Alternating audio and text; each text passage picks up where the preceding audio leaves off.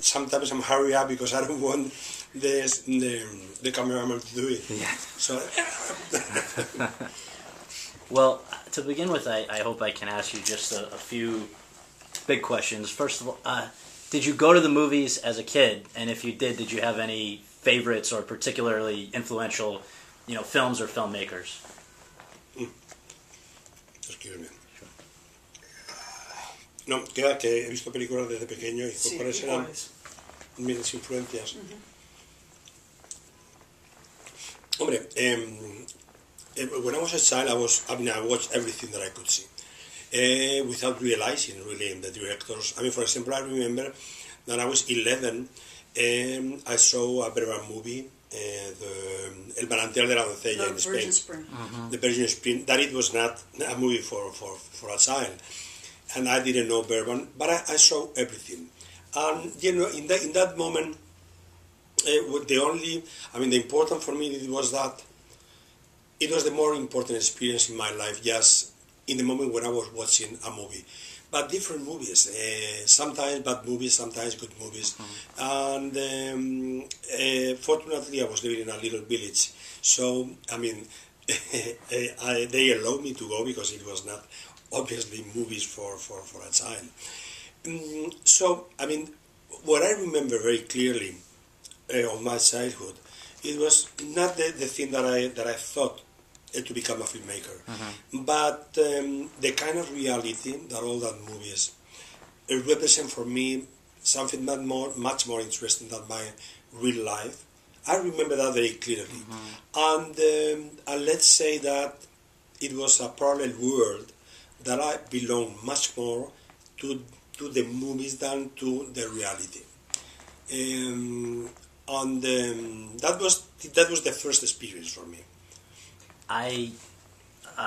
My understanding is that you sort of came into your own as a filmmaker shortly after Franco's death, when there was the La Movida. So I hope you can explain for people who aren't as up on their history as they should be, what was La Movida and why did it produce such great artistic creativity like your own? Well, we were living in Spain under a dictatorship for 4 years. A lot. And in the last 5 years, from 17 to 75, all the Spaniards we were waiting till Franco will die because he was very sick. And, we even were not living like in a democracy, but we were thinking about that very often. So when Franco died, the democracy arrived to Spain immediately because we lived the process at our homes. So it was very immediate, like in 2 years, which is, a big change like that is incredible. Without blood and without violence, and such an incredible change in 2 years. So it was like a rebirth. And above all, I was so lucky to be young at that moment, because all type of freedom in every sense, and about all in senses, they were available. So it was an incredible state of joy, of celebration. And it was fantastic to be young, because then it was so immediate to do everything you want. If you were a designer, there were just places where you can show where you work. For filmmakers it was a little more difficult, because to make a movie is also a little more expensive than to make a dress or to make a painting.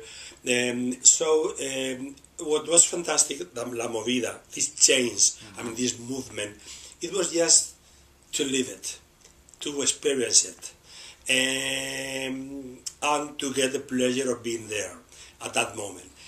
But it was very important for the painters, for the music, because the music, it was so immediate to record a demo and just to sell it and to perform with the audience.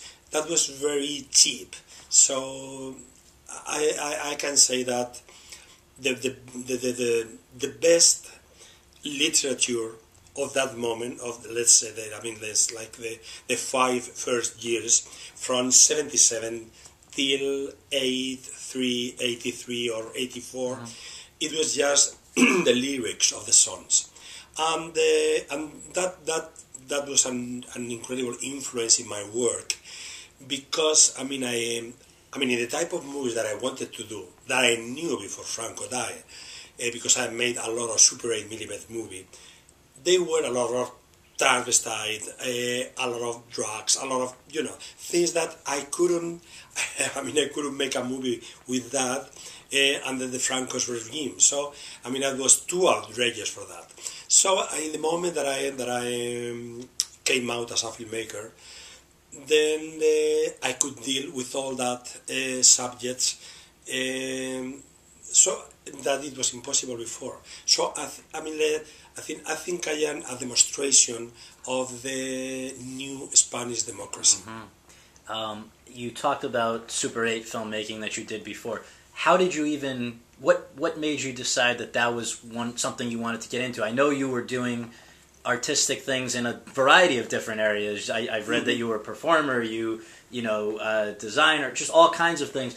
What led you to get into film, and what made you decide that was the thing above all of the others that you wanted to pursue? I don't know if I have a kind of talent, but if I have a piece of talent, is just to tell stories with images. This is something that I discovered quite young, and also I wanted. But my first vocation was basically to write. And I did for many underground papers and with short stories, or just talking about what was happening. A mix of Anita Loos and Truman Capote. But I didn't have the talent for writing like Truman Capote, that it was my ideal. But anyway, instead of that, I wanted to make movies, and I have talent enough to write my own stories and telling them through images. So it's not a question that I like the result of a frustration, but because, as I told you, it was very important for me just the cinema itself, as a spectator and also as a creator. But I think that I didn't have, and I don't have now enough talent to become a novelist. So this, for me, the best way to tell a story, it was with images. In the beginning, when you were starting out as a filmmaker for a living, I understand that it wasn't easy to get started, and that even for a lot of years you were working another job. Oh yeah. Can you talk about what you were doing during those years, and also when you finally felt that you were going to be okay as a filmmaker, when your family felt that you were going to be okay as a filmmaker? Well, I was working during 12 years in the telephone company as an office assistant, and during that, and that was since 71 or 71st till 82. And during that moment, sometimes I don't know how you say it here, me tomaba permiso sin sueldo. I would take leave. Leave of absence. Without pay. Oh, without pay. Wow. Yeah, and then with that, with this kind of permiso sin sueldo, then I always try to become a filmmaker. But after being like 1 year, then I have to go back again to the telephone company. Right. So I did that 5 times. Wow. 5. It is not like the Hollywood story that everything happens immediately. No, and it took me 12 years to get it. Wow. So in the meantime, I made, during the 70s, a lot of Super 8mm movies. I work also as an actor in theater, and also designing, and also writing. Let's say that I have like a multiplied lives. And during the morning, from 8 in the morning till 3 in the afternoon, I was in the telephone company, and the rest, fortunately I was very young then, I didn't sleep so much, but I have time to make a completely different type of living. Wow. So I make the first two movies being in the telephone company. Wow. During this kind of permission and holidays, and also during the weekends and all that.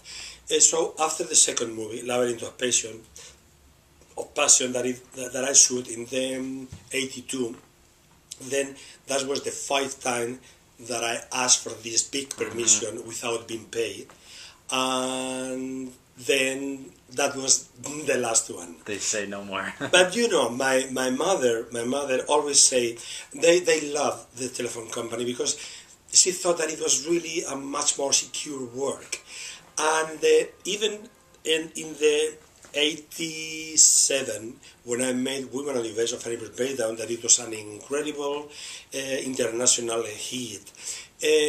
Even at that moment, that was the first moment that I thought, oh, I think I could live with this. In the 87. But even after that, my mother said, oh, Pedro, I really would like you to go back to the telephone company. I said, Mom, because for her it was much more secure. Oh, my goodness. That's so funny.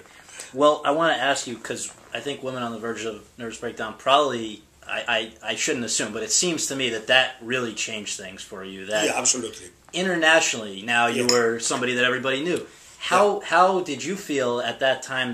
How did it impact things for you personally, in terms of being recognized and being in demand, and professionally, just the opportunities that you now had? Yeah, no. Well, that as I told you, that gave me the security that, well, I think I can survive with this profession that I love. So that was very important. Success, it was that, and also, I mean, they proposed me to do many different movies with incredible budget, but fortunately I was not so young at the moment. I was young enough to enjoy, but in that moment I knew what I wanted and what was more important for me. And for me it was much more important to keep on making movies in Spain with discreet budget, I mean not Hollywood budget, but with complete freedom and independence. That it was the way that I started making movies. So I knew that was my real ambition. Then it was not difficult for me to refuse some projects with a lot of money, with big stars and so. And I'm glad that I decided. Sometimes I hesitate because the projects were very interesting and very close to my interest as a filmmaker. But, well, you know, just to change of culture, of language. My English is not enough to write. Then, and I never wrote with someone else. So, I mean, gave me a lot of security in the sense that I could keep on making the movies in my own way. Your movies, going back to the Super 8s, have always been a little controversial. And you know that you're not afraid to talk about, to deal with subjects that sort of make people, provoke controversy. And so I wanted to ask. I think the ultimate example of that, at least in America, was "Tie Me Up, Tie Me Down," which I know that X rating did not make you happy. No. What? Not to me and not to anyone, to any filmmaker that, because, you know, here is one of the biggest market for pornography. Yeah. So, I mean, here everybody knows what is pornography and what is not. Right. So, I mean, I'm sorry I interrupt you. No, please. So I knew that Tie Me Up, Tie Me Down, it was not a pornographic movie. So for that reason, we sued them to the court of New York. Not only me. At that moment, it were two more movies. One, Philip Kaufman, Henry and June, that also with the same situation. And another Henry Portrait for a Serial Killer of John McNaughton. They were treated like, and they wanted to give us an X. So they say, you don't mind that we make this together? And I say, of course not. We're in the same situation. And then it was very good, that fight. Even it was not good for the movie because, you know, I mean, because I couldn't talk really about the movie. I remember myself in this situation, always struggling with, just talking against the MPAA and things like that. And it was not the reason that I came here. I wanted to talk about this movie that I'm now, 20 years after, 21 years after, I'm very glad of making, or have made it. You understand? Yeah, absolutely. No, I'm trying not to be translated by these wonderful women. But then the MPAA realized that really it was a breach, long breach between an explicit movie in terms of sexuality, these things, not violence, because they were not aware of violence. You can do whatever you want. You can make Conan. Yeah. It's one of the more violent movies that I saw in the 80s, but they were not problem with that. But if you are explicit, in a very human way, which is the sexuality, because I think it's very important for all of us. But there is a long distance between that, being explicit with that theme, and the X. And they needed to create a new rate. So it was, I can think that it was successful, our demand, because then the MPAA realized that, and then they create the NC-17. That is not an X, and it's not PG-13 or an R, but it doesn't have the stigma. You say a stigma? Yes, absolutely. The stigma of being pornographic.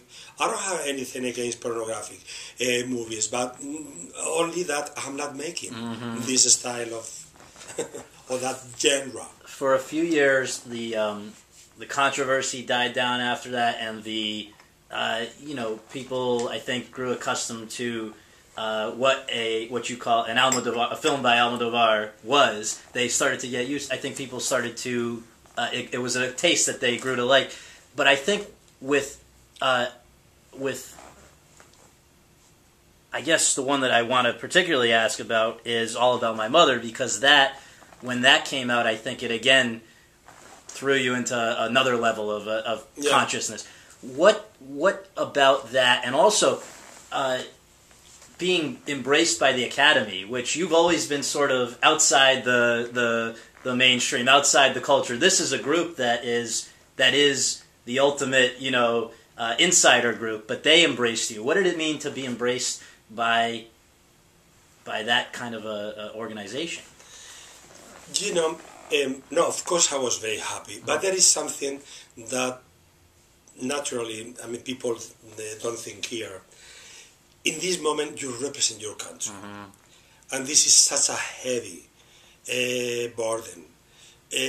So I was incredibly happy, not only because of me, but because the Spanish people were waiting for that war. And sometimes I don't want to be selected in Spain to come here and represent Spain among the foreign language movie, that category, because it really is a big burden. Because I represent myself, and this is my life and my profession and my movie, and in this case it was an incredible national joy, and fortunately they could enjoy that. But no, but I feel very grateful to the Hollywood Academy. I think I'm thinking about the movies that I do. They were very generous to me. And talk to her as well. And talk to her. Talk to her, it was sort of unique to have a nomination as Best Director and Best Script. And, actually I won the Best Script. That it was only happened 3 times during the history of the Academy. That it was not a gift to one non-English script. So because I know but even I keep on making my own movies without thinking of the spectator, of the Academy, of anything. I feel very grateful that they think to my movies with an incredible respect, and also respecting that I'm different, I'm coming from a different culture, but they gave me a lot of attention. Spanish actors, yes. Spanish actresses, Spanish technician. Sure. I mean, the musician has 2 nominations. Penelope has another, was also one. So I feel very good in my name and in the name of the Spanish industry and the Spanish culture and all that. Well, you anticipate my next question, and this leads into the specific about The Skin I Live In, but you seem to have very close relationships with your actors. People only focus on the women, which I want to ask you about, but it's men as well. I mean, oh yes, you know, yes. I don't talk so often about male roles, but it's true that they are in my movies. In this one, for example. But also that you work with some of the same. You seem to come with the same. Not only Carmen Mara and Penelope Cruz, but also Antonio Banderas over and over. People don't work with. Actors don't come back to work with directors they don't respect, and I think it's a testament to you that they keep coming back. And so with those 3 in particular, which I think are probably the 3 longest running relationships, just very curious if you can just give an explanation how you started with each of those actors and what those relationships have meant to your movies. Well, we have a very tight relation in a personal level and also in the professional one. I love them really when I'm working with them, almost physically. This is completely a very passionate relation with all of them. Antonio or Penelope, Carmen or the other actors, or Elena Anaya in this case. Very passionate, and they feel very grateful that I'm very demanding, because I can become a nightmare when I see, because I give you one example. Sure. We always tape just with the idea of making a making of or something, a documentary, a document of something or about the movie, but I never do it because I don't like myself in the way of shooting. I am like a monster, demanding so many things to them. And watch them like with 1,000 eyes, but I have to say that the actors feel very comfortable with that. I mean, the more you demand, the more you watch them, then they can be more courageous and they risk more. So I mean, at least under my experience, they really appreciate that you are not satisfied with the. With a more simple and direct thing. So, the way of working is very intense, of course. We rehearse a lot before shooting. In the period of the pre-production, I can say that I almost prepare the movie with them like a theater play. Wow. We rehearse everything, the whole script, and something very important. Once that I make the choice of the actors and we rehearse during at least 2 months, then I adapt the character to them. Yeah. So it's like a suit. It's like a tailor. Yes. Then after that process, then they are the best actors or the best actresses for that character because they were tailored in this case for them. Why do you think it is, though, that I know that you are just as good with men and people don't talk about it, but with male actors, but why, what do you think it is that you do that in that process that allows you to get such great performances out of females, in particular, actresses? Well, no, in general, I write more female characters than male characters, and also, for a cultural reason that I can explain, but it's too long. In Spain we have many more wonderful actresses than actors, and it's a question of the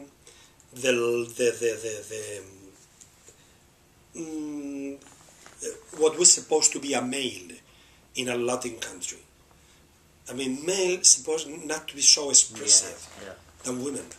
Even now, it's like, Lorca in the 20s, Garcia Lorca in the 20s, because he wrote wonderful pieces for women. He said Spain is a country of actresses. No, of also actors, but but the male figure is less expressive, has more prejudice, has more sense of being ridiculous, and the female, or at least the females that I was living since I was a child, they were very strong women, no prejudices at all, with a very direct link with reality, and the incredible fighter, and with an incredible capacity to survive. The men that I remember, they work a lot. They were out home, but also they represent for me the authority.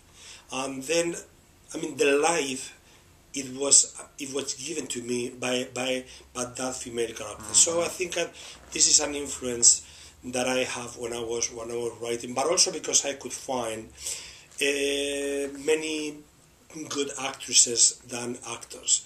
It was not because I think Antonio is wonderful with him in my movies. I cannot imagine anyone, any male actor better than Antonio to express passion, desire in the 80s that we were working together like Antonio. So I'm very satisfied with. But there are many wonderful actresses. I guess if I can just ask you two more quick questions. First of all, I think The Skin I Live In is interesting because part of the reason it's so interesting is that it deals with many of the themes that you've explored in previous movies. And I wanted to ask you why you think, what is the root of your fascination with a few of these things? So with for instance, identity. You often have people that are, under a pseudonym, posing as somebody else, being somebody else. So in that sense, but also in the sexual sense where, gender identity questions, transsexuality, these are topics that are not explored by many filmmakers. So I wonder why they hold a particular interest to you. Well, I don't know. When I start writing, I don't know exactly why I'm writing this subject or not. Anyway, I can think about, or I can talk about, of course, better in Spanish. I knew since I was very young, I knew transsexual and travestite person at the beginning in the 70s out of Spain and after in Spain. And so it was, for me, it was a sort of regular thing. But, for me, a movie is a representation of reality.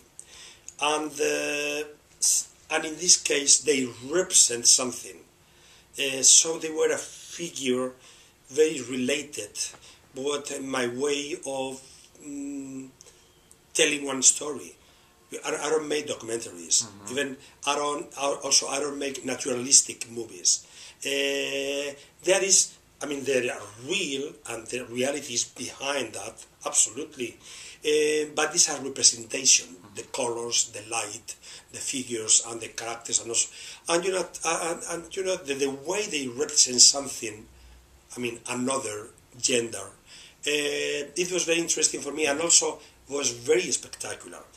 But my relation with transsexuals, I wanted to be clear since the beginning that it was not a ludic thing, a frivolous thing. In the plot, this is a big issue. In the plot, if you put in any situation in the middle a transsexual, everything changes. The characters has to react. It's very dynamic, that presence. So in that sense, I like it very much to put, in the middle of some subject a transsexual, but also it was a demonstration of respect in my part, just because they really were like heroines or heroes for me. It was, I knew many of them, and it was so hard. Just when you have a mistaken body. Just to do so many operations to become what you really are. That now, fortunately, now is an issue that you can do it in being in your family and really very young. In the 70s were completely marginal, very, very dangerous. So in many senses, I mean, my heart was with them, but also thinking about the spectacular part. Also, they were very spectacular. So I mean, I was very interested in and also, I was very sincere since the beginning. I don't have the feeling that I was doing something that many directors don't do. It was the way that I reflect life. In this case, in this movie, The Skin I Live In, it's clear what I think about transsexuality, but like como dice, una vuelta de tuerca, like a twist in the plot. Here I use it in the opposite way. I mean, the change of gender is a punishment, and if you think about that, it's the more awful punish that you can imagine. And this is the reason why the movie can be sometimes like a horror movie. I don't think it's a horror movie in terms of cinematic genre. But that situation is so horrible that, I mean, and I do it in a very discreet way, like you saw, but in the mind of the spectator became like something really, really horrifying. So, I mean, for me it was something new. I never did it with that sense, and it was a good subject for a horror movie.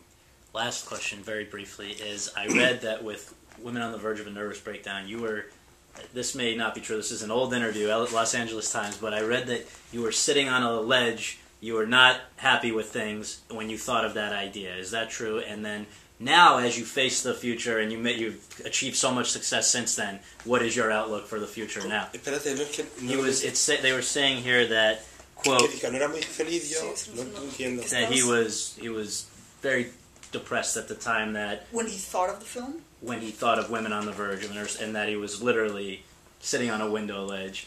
And I don't know if that was true, but now, so how all these years later, since that great success and now everything that's followed, is that true, first of all, and then also facing the future? What is your outlook? I don't know if I can be brief with that answer. I know what you mean. Perhaps I was talking.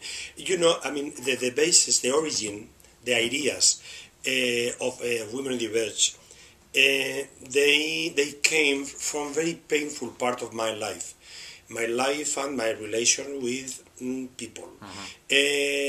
But since the beginning, that it became a comedy, I was very happy at the moment of shooting it. But really, I mean, the origin, and it was a wonderful exercise for me. It was almost a tragedy and something very painful. I don't know if perhaps I was talking about that. But just to make with all that experience a comedy, it was a wonderful experience. And 23 years after making it, I feel very proud of just to make that movie. And all the others that you've done since then. Yeah, and also, they opened me and a lot of incredible doors. Yes. And above all, just to keep on making the movies that I wanted. So, no. It was... I would like to do, the same thing. Sometimes, because it's a good therapy, just to joke about something that was painful for you. All right, thank you so much. Thanks to you.